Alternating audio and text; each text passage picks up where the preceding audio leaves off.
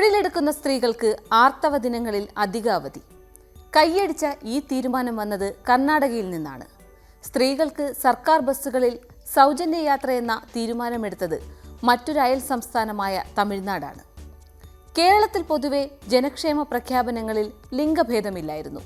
പക്ഷേ ഇനി മുതൽ അതാവില്ലെന്നാണ് ലഭ്യമാകുന്ന സൂചനകൾ. ഏത് തെരഞ്ഞെടുപ്പിലും സ്ത്രീ വോട്ടുകൾ നിർണായകമാണ്. പ്രത്യേകിച്ചും കേരളത്തിൽ തൊഴിലെടുക്കുന്ന വനിതകളെ മാത്രമല്ല, വീട്ടമ്മമാരെയും ഒപ്പം നിർത്താനാണ് സർക്കാർ തീരുമാനം. വീട്ടമ്മമാർക്ക് പെൻഷൻ, ഇത് ഇടത് പ്രകടന പത്രികയിലെ ഉറപ്പുകൂടിയാണ്. മറ്റു തൊഴിലുകളൊന്നും എടുക്കാതെ വീടുകൾക്കുള്ളിൽ ഒതുക്കപ്പെടുന്ന സ്ത്രീകൾക്ക് സാമ്പത്തിക സഹായം മാത്രമല്ല, സർക്കാർ അങ്ങനെ പരിഗണിക്കുന്നുവെന്ന ഉറപ്പുകൂടി നൽകാനാണ് ശ്രമം. നിയമസഭാ തെരഞ്ഞെടുപ്പിന് മുൻപായി തന്നെ ഈ പദ്ധതി പ്രാവർത്തികമാക്കാനാണ് നീക്കം. മറ്റു പെൻഷനൊന്നും വാങ്ങാത്ത സ്ത്രീകൾക്കായിരിക്കും സാമൂഹ്യ സുരക്ഷാ പെൻഷൻ പദ്ധതിയിൽപ്പെടുത്തി ഈ നേട്ടം കിട്ടുക.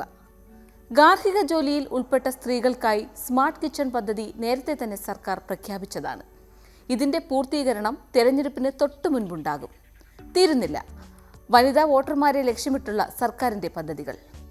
ക്യാൻസർ ചികിത്സയ്ക്ക് പോകുന്നവർക്ക് KSRTCയിൽ സൗജന്യ യാത്ര ഗതാഗത മന്ത്രി KB ഗണേഷ് കുമാർ കഴിഞ്ഞ ദിവസമാണ് പ്രഖ്യാപിച്ചത്.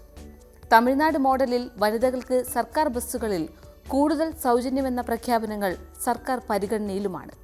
തൊഴിലിടങ്ങളിൽ കൂടുതൽ സ്ത്രീ സൗഹൃദ അന്തരീക്ഷം ഉണ്ടാകണമെന്ന പ്രഖ്യാപനവും ഉടനുണ്ടാകും. ഇതിനായി സ്വകാര്യ സ്ഥാപനങ്ങൾക്കടക്കം ചില നിർദ്ദേശങ്ങളും സർക്കാർ കൈമാറും. സർക്കാർ പോസിറ്റീവായാണ് കാര്യങ്ങളെ കാണുന്നതെന്നും ജനങ്ങൾക്കൊപ്പം നിൽക്കുന്ന പദ്ധതികൾ പ്രഖ്യാപിക്കണമെന്നാണ് ആഗ്രഹമെന്നും മന്ത്രി KN ബാലഗോപാലിന്റെ വാക്കുകൾ ഇതിനോടൊപ്പം ചേർത്ത് വായിക്കണം. ക്ഷേമ പെൻഷൻ 2000 വർദ്ധിപ്പിക്കുന്നുവെന്നതാണ് ഏറ്റവും ശ്രദ്ധേയം. ഇതിലൂടെ 60 ലക്ഷത്തിലേറെ പേർക്ക് പ്രയോജനം കിട്ടും. അംഗൻവാടി ആശാവർക്കർമാർക്കും ഗുണമുള്ള തീരുമാനങ്ങളുണ്ടാകും. ജനങ്ങളുടെ കയ്യിൽ പണം വരുന്നത് വോട്ടാക്കി മാറ്റാമെന്നാണ് സർക്കാരിന്റെ കണക്കുകൂട്ടൽ. കൂടുതൽ ജനക്ഷേമ പദ്ധതികൾ നടപ്പാക്കണമെന്ന ആവശ്യം ഘടകകക്ഷികളടക്കം സർക്കാരിന് മുന്നിൽ വെച്ചിട്ടുമുണ്ട്. കോവിഡിന്റെയും പ്രളയത്തിന്റെയും കാലത്ത് ജനങ്ങളുടെ സംരക്ഷകൻ എന്ന ഇമേജ് സർക്കാരിനുണ്ടായിരുന്നു. ഇത്തരമൊരു പ്രതീതി തിരികെ കൊണ്ടുവരാനാണ് ശ്രമം.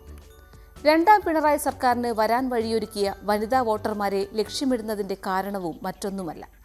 കൂടുതൽ സ്ത്രീ സൗഹൃദ ജനകീയ പദ്ധതികൾ പ്രഖ്യാപിക്കുന്നതിലൂടെ സർക്കാർ നേരിടുന്ന ഭരണപരമായ വിവാദങ്ങൾ മറികടക്കാൻ സാധിക്കുമെന്നാണ് LDFന്റെ വിലയിരുത്തൽ. കേരളത്തിൽ തെരഞ്ഞെടുപ്പ് കാലമാണിനി. തദ്ദേശ തെരഞ്ഞെടുപ്പും പിന്നാലെ നിയമസഭാ തെരഞ്ഞെടുപ്പും വരുന്നു. പ്രഖ്യാപനങ്ങളുടെ നീണ്ട നിര തന്നെയുണ്ടാകും. ഇവയിലെല്ലാം സ്ത്രീ സൗഹൃദ പ്രഖ്യാപനങ്ങൾക്കായിരിക്കും പ്രാമുഖ്യം. പക്ഷേ വനിതാ വോട്ടർമാരെ ഒപ്പം നിർത്താനുള്ള ഈ ശ്രമങ്ങൾ ജനങ്ങൾ വിശ്വാസത്തിലെടുക്കുമോ? അത് കാത്തിരുന്ന് തന്നെ കാണണം.